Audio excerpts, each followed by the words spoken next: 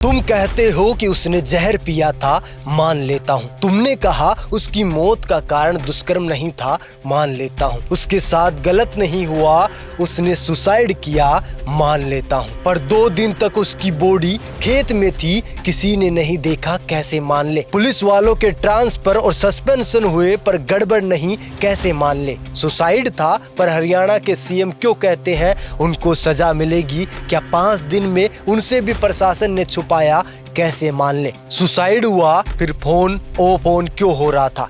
Cover मिला, phone जानवर ले गए, कैसे मान ले। छुपाया गया अगर सच है तो याद रखना है ताकतवर लोगों, तुम्हारी ताकत के पीछे भी आम आदमी का हाथ है, और वो हटकर खिलाफ हो गया तो सबसे पहले घर भी ताकतवर का ही जलेगा। 11 अगस्त को मनीषा लापता हो गई। 13 अगस्त को सुबह खेत में मनीषा का मर्त शरीर मिलता है। शरीर पर घाव थे, बुरी हालत हो रखी थी, जिसके बाद सोशल मीडिया पर लोगों ने बहन मनीषा को इंसाफ दिलाने की मांग शुरू कर दी। अचानक प्रशासन ने एसपी का ट्रांसफर और कुछ पुलिस कर्मियों को सस्पेंड कर दिया। देश में हल्ला मच गया और देखते ही देखते सोशल मीडिया पर जस्टिस फॉर मनीषा का हैशटैग ट्रेंड करने लगा और लोगों ने प्रशासन के खिलाफ आवाज उठानी शुरू कर दी। अब तक 3 पोस्टमार्टम रिपोर्ट आई है और आखिरी पोस्टमार्टम रिपोर्ट ने तो डर का माहौल पैदा कर दिया और लोगों को सोचने पर मजबूर कर दिया कि क्या सच में देश का प्रशासन कमजोर और खोखला हो गया है, क्योंकि तीसरे पोस्टमार्टम में मनीषा के दुष्कर्म हत्या को आत्महत्या करार दे दिया गया। इस रेप मर्डर को अब तक सुसाइड बताया गया है। भिवानी एसपी सुमित सिंह ने बताया कि सुसाइड किया गया है। सुसाइड नोट भी मिला है। मरने का कारण कीटनाशक दवाई बताई गई है। वहीं चेहरे पर जो निशान है उनके बारे में कहा गया है कि वो जानवरों के द्वारा किए गए हैं। प्रशासन ने कहा कि सुसाइड नोट की जो हैंड राइटिंग है वो भी मैच कर गई है। पर सवाल ये आता है, जब सुसाइड था तो सुसाइड नोट इतनी लेट क्यों आता है? परिवार को तो बता सकते थे। अगर सुसाइड था, प्रशासन को पता था कि सुसाइड नोट मिल चुका है, तो क्या हरियाणा के सीएम को बताना भी सही नहीं समझा? वरना वो क्यों कहते कि हत्यारों को सजा मिलेगी? क्या प्रशासन अब सीएम साहब को भी बताना भूल गया? वहीं दूसरी ओर अगर ये मामला सुसाइड था तो सबसे बड़ा सवाल ये है कि 2 दिन तक किसी ने भी मृत शरीर को कैसे नहीं देखा।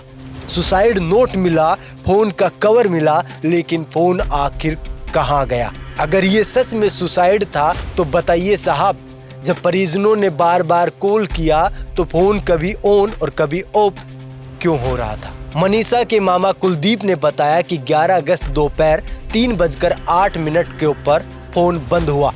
फिर शाम 6:26 एक बार के लिए फोन ऑन हुआ, लेकिन तुरंत बाद फिर बंद हो गया। इसके बाद 11 अगस्त से 12 अगस्त के बीच रात लगभग 12:04 पर या 5 मिनट के आसपास फोन दोबारा चालू हुआ और फिर बंद हो गया। इतना ही नहीं, मनीषा के पिता संजय का कहना है कि मनीषा के फोन से उन्हें कॉल भी आई थी, लेकिन वह कॉल रिसीव नहीं कर पाए। फिर इसके बाद कोई कॉल रिसीव नहीं हुई। तो अब सबसे बड़ा सवाल यही है, जब कहा जा रहा है कि सुसाइड हो चुका था तो फोन कौन इस्तेमाल कर रहा था? आखिर कौन कर रहा था वो बार बार फोन को ऑन ऑफ? आज तक फोन कहाँ गायब है? सवाल बहुत है। अब इन सारे प्रशासनिक खेलों को देखकर सबसे बड़ा सवाल उठता है, क्या ये पूरी कहानी किसी ताकतवर इंसान से जुड़ी हुई तो नहीं है?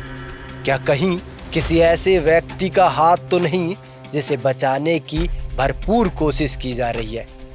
सवाल गंभीर है, लेकिन अगर सच में ऐसा है तो याद रखना चाहिए कि ताकतवर की कुर्सियां इस देश के आम आदमी से बड़ी नहीं है। ताकत दबा सकती है, लेकिन आम आदमी को गिरा नहीं सकती, वो खत्म नहीं कर सकती, वो आवाज दोबारा उठेगी। पर असली सवाल ये है कि प्रशासन की सुसाइड वाली बातों को आखिर माना कैसे जाए, क्योंकि मनीषा के पिता ने साफ कहा है कि सुसाइड नहीं। वहीं दूसरी ओर जब प्रदर्शनकारियों से बातचीत दिन में क्यों नहीं होती, रात के समय में ही उनसे बातचीत प्रशासन क्यों करता है। सवाल और गहरा तब हो जाता है जब देखा जाए कि सुसाइड नोट इतनी देर से क्यों सामने आया, और अगर आया भी तो उसकी फोटोकॉपी ही क्यों दिखाई जा रही है। असली नोट कहाँ है।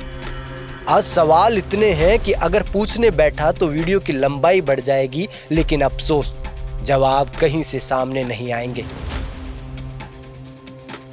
अब देश में कैंडल मार्च की जरूरत नहीं है, अब इंसाफ लेने वाले बनने की जरूरत है, और इंसाफ एक साथ जुड़कर सजा देने से आएगी। नमस्कार।